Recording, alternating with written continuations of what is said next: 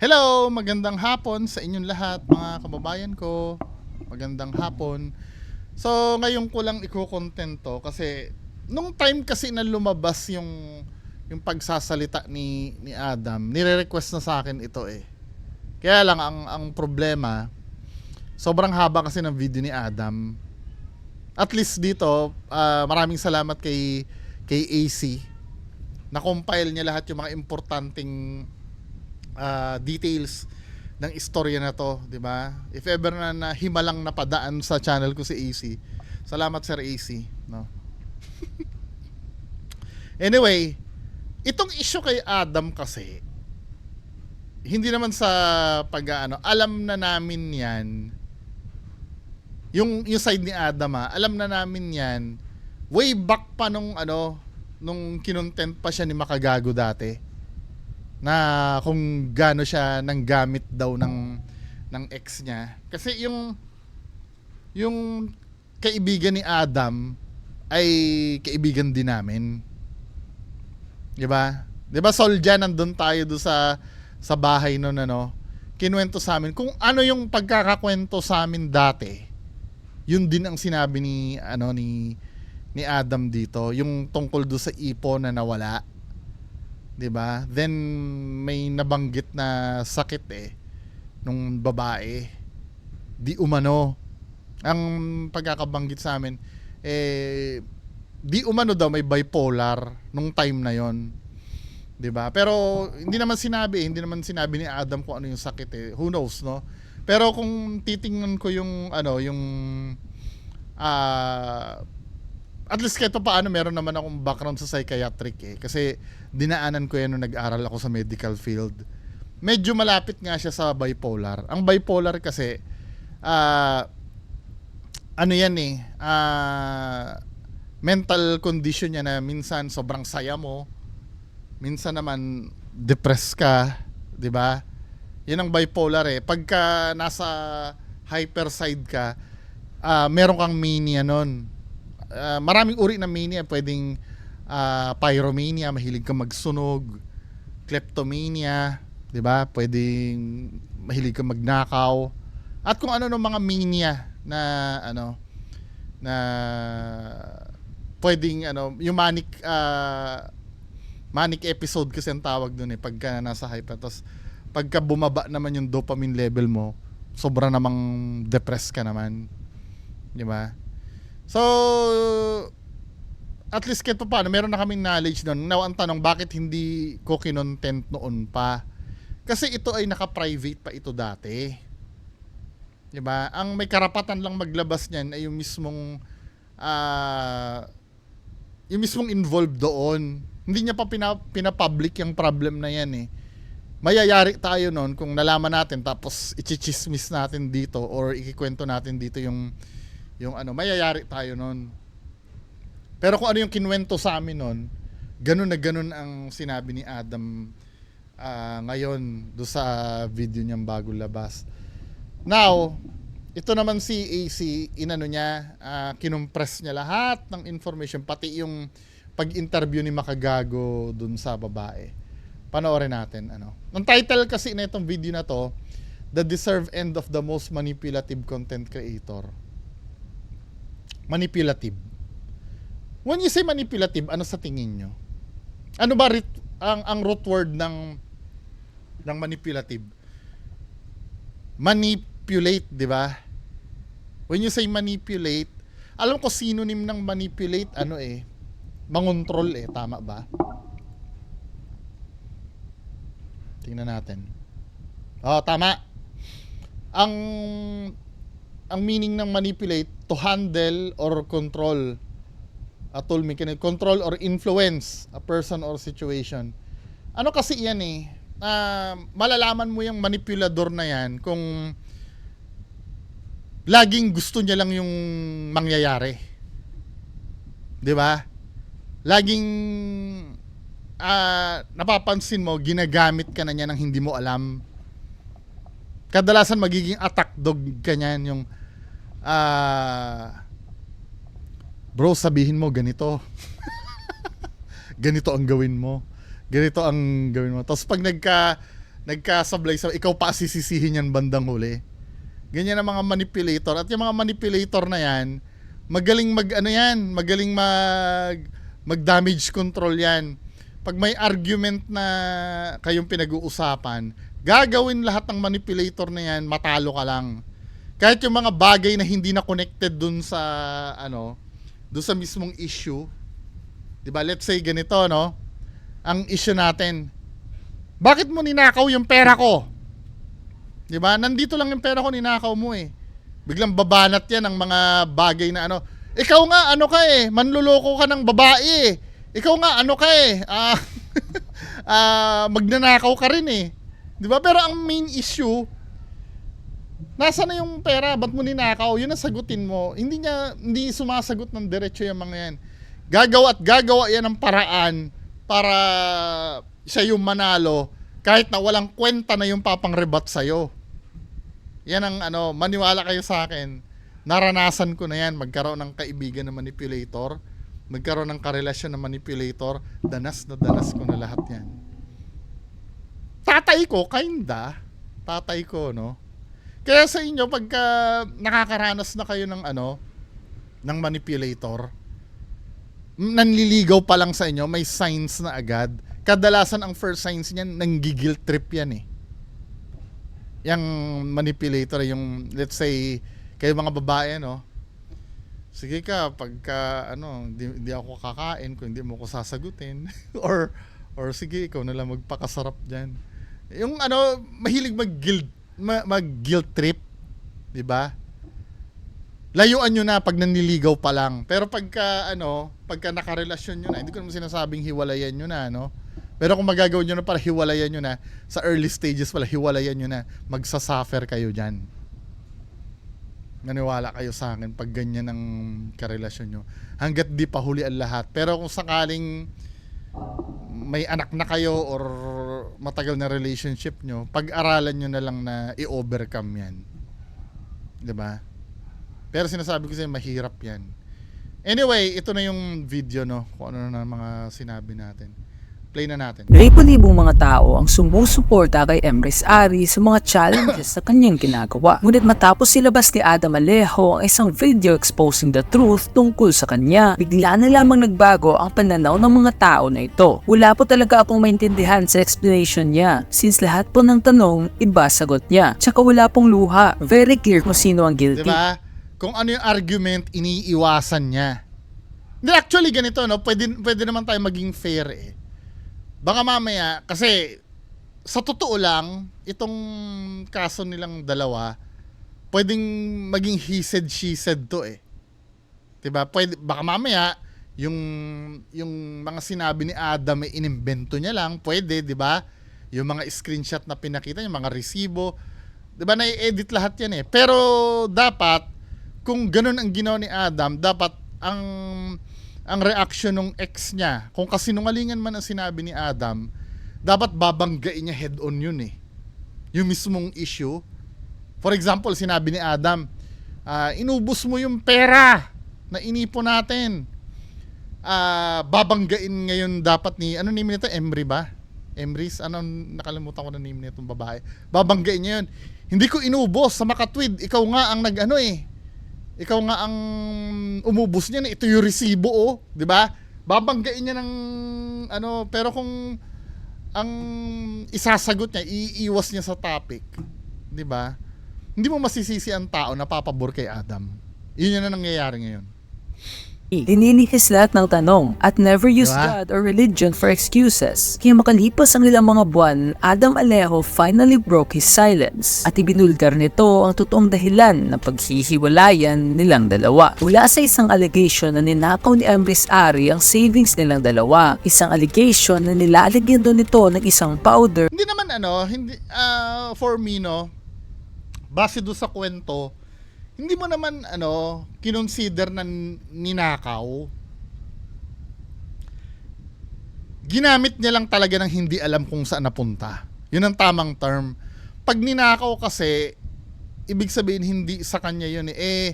'Di ba sa kanila nga yung savings nila.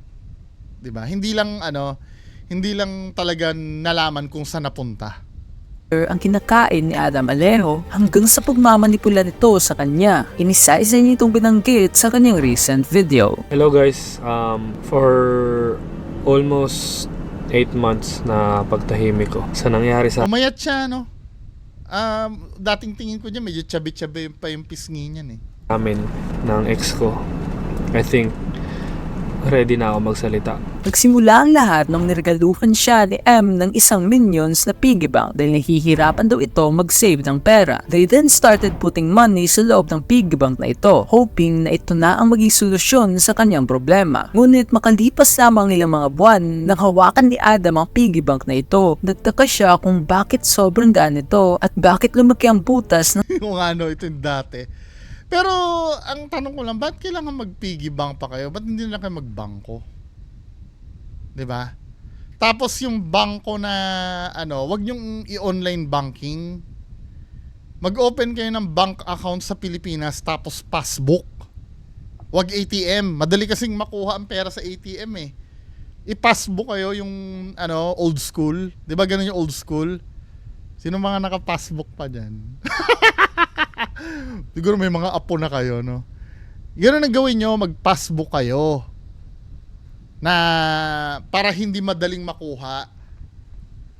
Di ba? Tsaka may paper trail yun, just in case na i-over the counter ng, i-over the counter yung withdraw. May record sa bangko kung sino nag-withdraw. Di ba? Or dapat ipangalan lang kay Adam yun.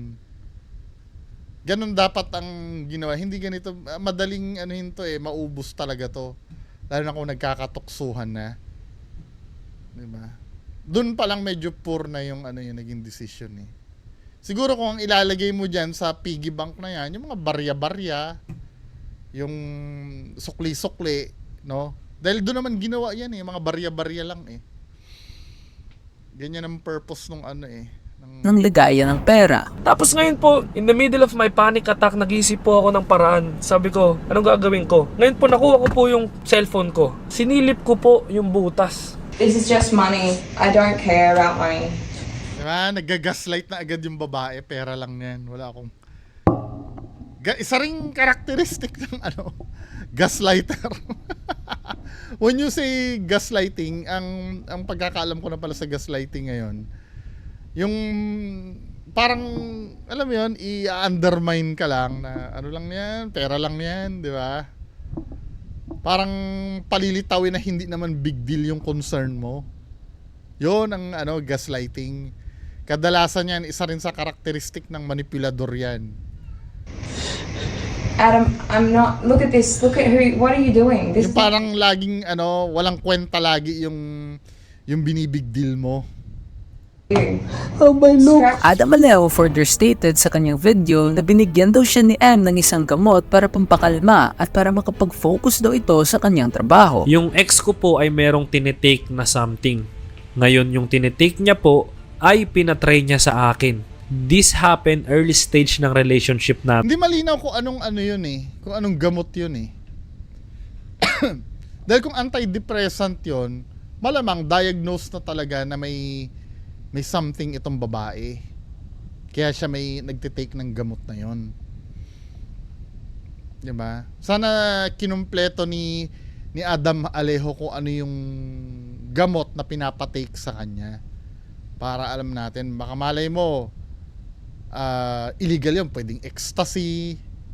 Sa bagay, ang symptoms na nararamdaman niya, nagiging hyper siya, eh. Parang stimulant, eh. Feeling ko antidepressant yun, eh.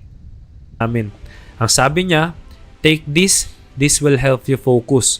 So ako, dahil ang pagkakakilala ko sa kanya ay matalino at nagtapos bilang scientist, nagtiwala po ako na makakatulong sa akin yung pinapatake niya. Noong una kong tinake yun, I felt okay. But after days of taking it, nakaramdam na ako ng hindi maayos na feeling. Na-overwhelm ako lagi, parang laging pagod, feeling na dapat may gawin ako but at the same time sinasabi ng utak ko na kailangan kong magpahinga. Mabilis na pagtibok ng puso and out of nowhere... Parang yun, eh. Ano ba side effect ng antidepressant? Kasi ika-counter ng antidepressant yung pagiging down mo, eh. antidepressant side effects. Tsaka dapat ang magti-take niyan yung talagang diagnosed. Ayan o, insomnia, hindi makatulog, restlessness, dizziness, drowsiness, nauseous, pasok yung mga ano niya, shakiness, nervousness, lack of coordination. Pasok sa sa symptoms ng antidepressant yung so ibig sabihin nagti-take ng gamot na pang yung babae. Feel ko din na kailangan kong tumakbo o matulog. In short, a feeling of being overwhelmed na may gusto kong gawin pero parang lagi akong lito sa mga gagawin ko. Ngunit nung sinabihan na ni Adam na hindi na daw niya ito gusto, napagpasyahan ni M na ilagay ito sa kanyang mga kinakain. Kaya sinabi ko sa kanya na ayaw ko nang i-take yung pinapatake niya. Kaya sa buong pagkakaalam ko po ay hindi ko na ito itinetake. Pero merong buwan sa relationship namin na nakaramdam ulit ako ng pagka-overwhelmed. At dito ko po naalala na lagi ko na pong napapansin na sa pagkain ko ay parang may powder o dinurog. At doon ko po naisip na baka nilalagyan niya ito ng tinetake niya. Kaya tinanong ko po siya. At ang sagot niya ay, Adam, you know it ever since.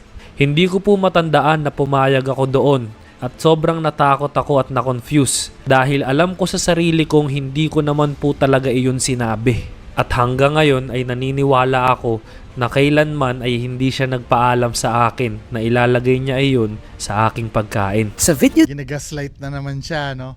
Manipulador ito, talaga eh. pinakita ni Adam Alejo ang isang post ni Empress Ari sa kanyang Facebook page, stating na mayroon dong balak ang pamilya ni Adam na ipapatay siya, and also guilt-tripping Adam na actions daw niya Oh, guilt trip ang tawag dyan. Isa yan sa major senyales ng manipulator. Yung para bang magiging kasalanan mo ang lahat kung anong mangyari sa kanya. At saka hindi ko nagigets ito eh, yung screenshot nyo na this I will delete in 5 minutes. Bakit hindi ko nagigets yung yung purpose. Magpo-post siya tapos ipapa-screenshot. 'Di ba? Hey guys, please pray for me tonight. I feel like my ex's family want me dead or something. And I just feel if anyone lies spread about me, I seriously am too weak to face it on my own anymore. Naglalatag na siya, no? Na kung may sasabihin man na tungkol sa kanya, kasinungalingan na yon. At pag hindi niya nasagot, alam nila na medyo weak na si ex niya. It's just,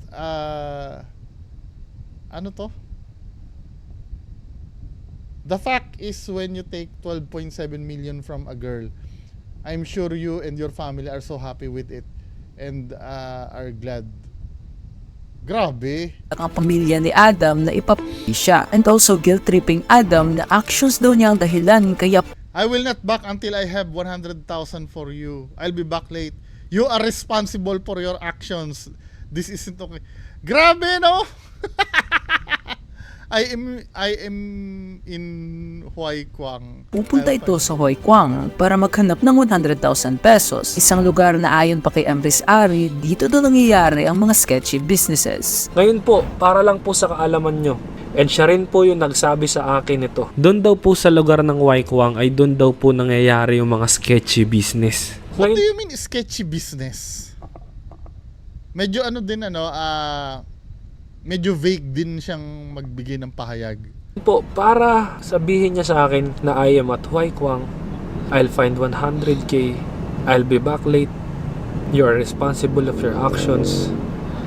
Alam ko po na hindi ko na-deserve kung ano po yung mga bagay na pinapaisip niya sa akin. Oh, gini-guilt trip ka na Nang talaga. dahil na sa statement na sinabi ni Adam sa video ito, ang mga Ano yan, yung feeling na ganyan, yung parang kasalanan mo ang lahat ng ito. Kasalanan mo yung ganyan. Hindi talaga siya enjoyable sa pakiramdam. Yung para bang sa case ko, no, Alam mo yun, ang dami-dami nang ang problema na ano, tapos ganyan pa yung maririnig mo na instead nagtutulungan kayo. 'Di ba? Nagtutulungan kayo sa problem, yung parang dinadagdagan palalo. 'Di ba? Tapos yung ibang tao hindi pa naiintindihan yung nangyayari. Kasi gusto mong i-private lang eh. Tapos yung isa daldal ng daldal sa publiko. Kung kanino daldal ng daldal. Hindi dapat kino-contain yung mga ganyang problem eh. Kaya doon pa lang pag nilalabas na yung personal na problema sa ibang tao at sa publiko, doon pa lang may mali na doon eh. 'Di ba? Dapat sinusolve nyo parehas yan eh na ganyan eh. Parang ibig sabihin humahanap na talaga ng simpatya.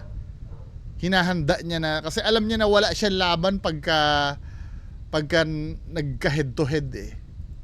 Ating nagagalit sa kanya ay bigla na lamang nagbago at humingi kaagad ng tawad for judging him too quickly. Grabe plot twist, I regret judging you and I shouldn't have listened to one side. Stay strong, Adam. I felt bad for judging you too early, Kuya Adam. I'm so sorry. But still, I'm so proud of you for telling the truth with receipts. Naliwanagan na kami. Ngunit hindi lahat ng mga tao ay naniniwala sa kanya at mayroon pa rin For the views, malapit kasi daw mag 2M subs. Ulol. Pasikat ka lang, boy. Pang dagdag views. Hindi ko nakukuha din minsan yung mga ganitong comment. Kahit sa akin para lang magka-views ka, para lang magka-views. Yun naman ang main goal kung bakit nag-upload ng ng video sa social media eh. Yung mga influencer eh. Bakit kahit hindi kayo influencer. Sa mga bobong ganitong palagi ang dahilan na for the views. Kayo, bakit kayo nag-upload din sa mga social media account nyo ng videos? Para saan? Bakit kayo nag-share ng video? Para sa inyo lang? Bakit kayo nag-upload ng picture nyo? Para saan? Para sa inyo rin lang? Hindi, may purpose yun. Para makita ng ibang tao, para ma-view ng ibang tao, kaya ka nag-upload ng mga ganung bagay. 'Di ba? May gusto kang i-share sa mga tao. For example, itong vlog ko, video ko, i-upload ko. Syempre, gusto kong mapanood nyo. Anong klaseng kabobohan yang for the views? For the views. Lahat naman for the views eh. Ang aanuhin mo na lang yung substance na lang ng in-upload ang dapat yung tingnan. ilan na sinasabing nagsisinungaling lamang ito until lumabas ang 30-minute video ni Makagago interviewing Emrys Ari tungkol sa Ito na. kanyang side. Kung totoo nga ba ang mga sinasabi ni Adam sa kanyang video. Hindi pa nga nagsisimula ang kanilang interview, Emrys Ari immediately stated na ginagawa lamang daw ni Adam ang lahat ng ito para humakot ng views. Parehas yung video 5 months ago, right? Saying this is my last video. I guess it's just another views lang po. What do you mean views lang? I mean, kung wala ang isip sa pang creativity. Pero hindi lahat totoo there actually. Proverbs 19:5, a false Bilang magsisingit ng Bible verse witness will not go unpunished. Whoever pours out lies will not. And throughout the video, sa bawat tanong na binabato ni MG sa kanya ay parang hindi nagtutugma ang sinasagot nito. Kaya na lamang natanong niya tungkol sa Minions na piggy bank kung siya ba ang umubos ng pera na ito. When Emrys stated na, Is it true na ikaw yung umuubos ng pera niya? Yes or no lang ang sagot mo dito. Absolutely no. Po. Okay, if no, bakit hindi kayo makaipon ng pera? Meron when we met, meron ako. May pera ka na sarili mo. Oh, So meron, bakit parang sinasabi mo na wala ka ng pera ngayon? Tama ba? Are you saying this? I live my life to serve others. And when I met a man who said he was from God with me, parang Diba? at yung behavior sa buhay ko, your life speaks louder than any rumor. Hebrews 13:8, Jesus Christ is the same Sa iba na pupunta. today, and forever. Bullshit. Mayroon ding mga tanong si MG na hindi sinasagot ni M ng derechahan at sasagutin niya lamang ito ng Bible verse at lilihis na naman siya sa ibang topic. Is it true na yung piggy bank na yon, yung Minion piggy bank na yon, ay dahil sa hindi kayo makaipon ng pera? Luke 16:10. Whoever can be trusted with very little can be also trusted with very much. I have proven again and again through my existence, my responsibility and my relationship yung pera. He has also proven his. Pero to be fair sa kanya, gumagaling siya magtagalog eh, no? Nung na-met ba ni Adam to sa Thailand, hindi ba talaga siya marunong magtagalog? Nakakabilib, ano? His pattern is consistently that he will be down to the last piece. So, MG, ask the question. Ems, answered with Bible verse. Lord, kinalaman ko dyan. Sa bawat tanong na binabato ni MG, paulit-ulit lamang ang pattern ng mga sagot ni Embris. At yun ay maglalapag ito ng Bible verse, pupurihin si Adam Alejo at magpapakita na siya ang biktima at wala itong kasalanan. Hanggang sa dumating ito sa tanong kung Manipulator talaga, no? Di ba? Mahirap yung ganyang ano eh. Diba? Siyempre, hindi mo naman pagka during the time na mahal mo yung tao, pipilitin mo talagang intindihin to eh. To the point na hindi mo namamalaya na nilalamon ka na nung yung pagmamanipula niya. Di ba? Kaya the best talaga yan na hiwalayan na lang. Kasi kung ipipilit yan at hindi rin naman umiigi itong sitwasyon ng babae na lalong nagiging toxic, 'di ba? Mas magandang putulin na lang talaga. Huwag mo ipilit na isang bagay talaga kung hindi na aayos. kung ano yung powder na nilalagay niya sa pagkain ni Adam. What can you say about that? Kasi natakot siya kasi nandito may weight. So I want to say Romans 12. Hindi ko masyado mag-gets yung regarding sa weed. So, ano yun? Can you repeat that, please? yung gabi helis na dito is layo sa sky. Okay. So gumagamit siya nun, kaya ano sinasabi mo? Can you say that?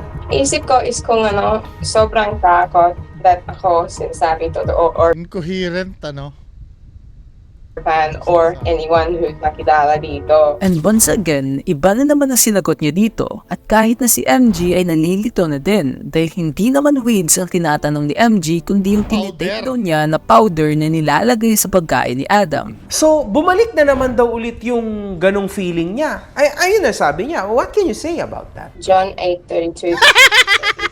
I believe that this is a John. man who is scared of losing everything. Tapos he has turned into someone that hindi kilala, hindi nakita ever in my life. He also confirmed kung totoo nga ba na nag-upload talaga ito ng post na balak daw siyang ng pamilya ni Adam, na kung saan naman sinagot ni M na Emrys, is it true na nag-post ka at gusto ka daw ipaano ng family ni Adam? 100% totoo po. ngunit nung tinanong na siya kung mayroon ba siyang patunay sa lahat ng ito, ay wala itong may pakita. 100% totoo? Meron ka bang patunay or something na mapoprovide? I have received ang daming messages from these bot accounts that are like 2 days old. Hindi. Originally, it was yung pamilya.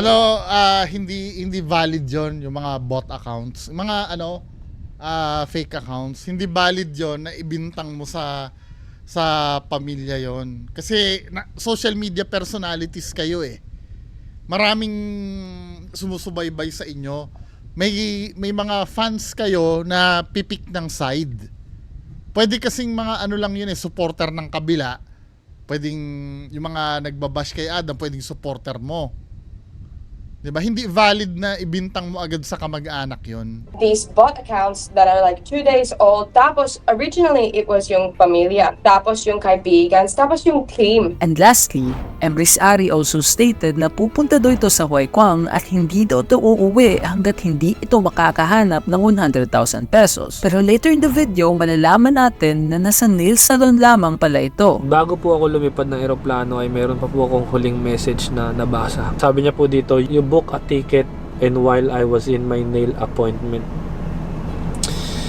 Nadulas siya, nasa nail up. So after telling me na I will be back late, I'll find 100k, I am at Huay Kwang. I'm responsible of my actions.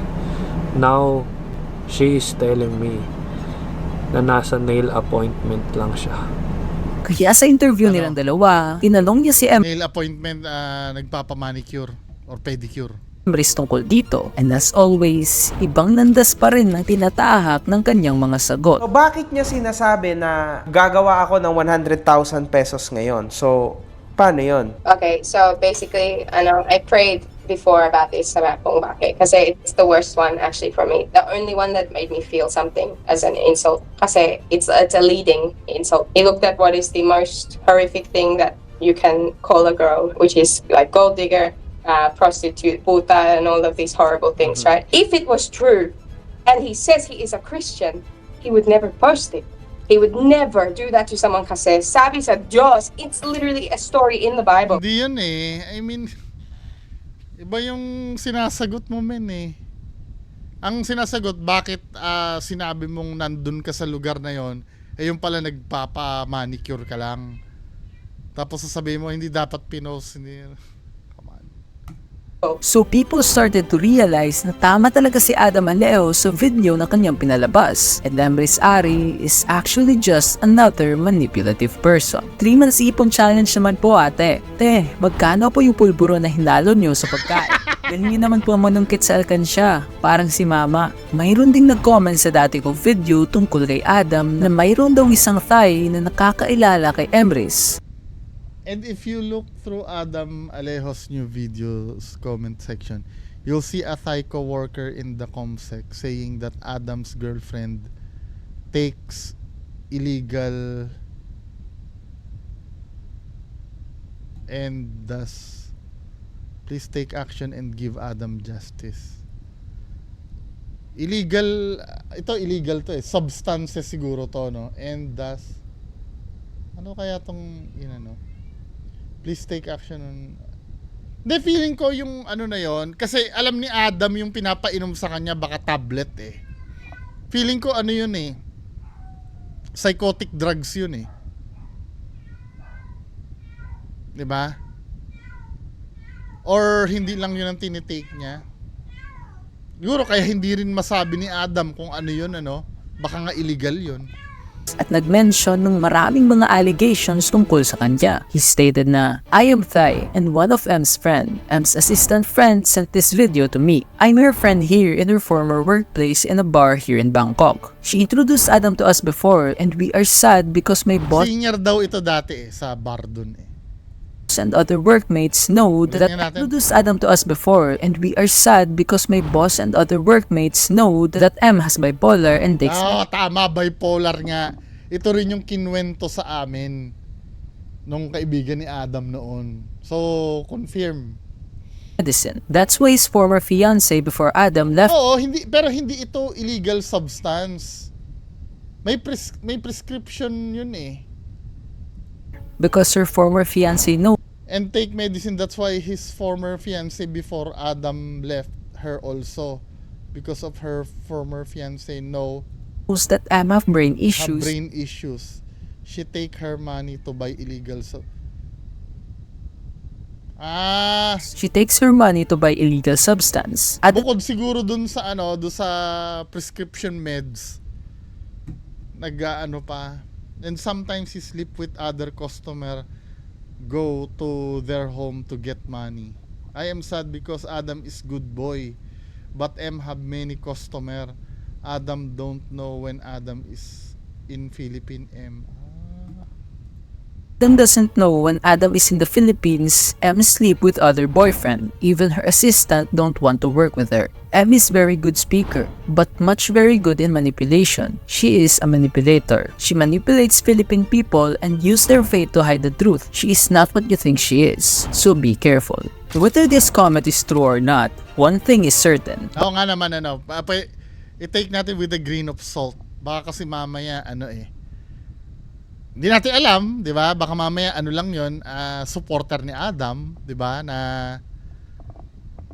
mahirap din hangga't hindi siya nai-interview, 'di ba? Yung makikita natin tao yung nagsasalita. Base sa mga sagot ni Emrys sa mga tanong ni Makagago, kasama ang mga ebidensya na pinakita ni Adam Alejo sa kanyang ginawang video, it's safe to say na alam na nating lahat kung sino ang nagsasabi ng totoo. Oo nga naman. So, tingnan natin yung mga susunod na mangyayari dito, no? Kaya, yon ang iaano nyo ngayon. Para sa mga babae dyan na nililigawan pa rin kayo, anuhin nyo na yung, tingnan nyo na kung manipulator yan. Yang naliligaw sa inyo. I-search nyo na lang sa Google kung ano yung signs and symptoms ng manipulator. Tingnan, ano na natin? Tayo nang mag-search. Signs manipulative person. Ito, number 1, gaslighting. Yung laging yung mga sinasabi mo walang kwenta, 'di ba? Pa-victim. A constant need to defend yourself, yung palaging ganyan. Laging defensive. Silent treatment. What do you mean using silent treatment? Warning sign that you may be dealing with manipulator. Hindi nagre-respond. Love bombing. Another sabotaging factor one should look at is love bombing. Ano ba ibig sabihin ng love bombing?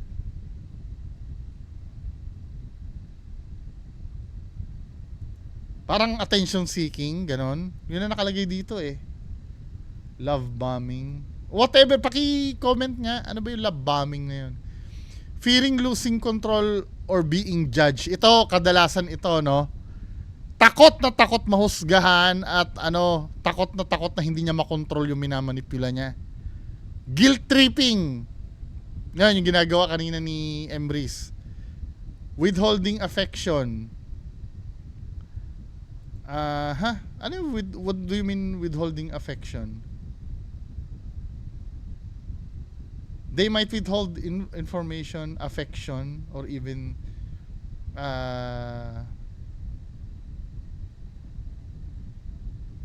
whatever it is, paki-comment na lang. Di ko masyadong maraming source eh. Inconsistency between words and action. To, kasama to. Ano pa ba yung iba? You feel insecure, passive-aggressive, they often respond vaguely.